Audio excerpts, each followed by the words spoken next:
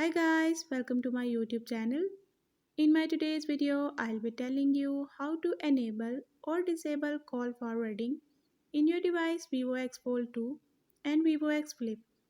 But before we start, don't forget to hit the red subscribe button and the bell icon to stay updated.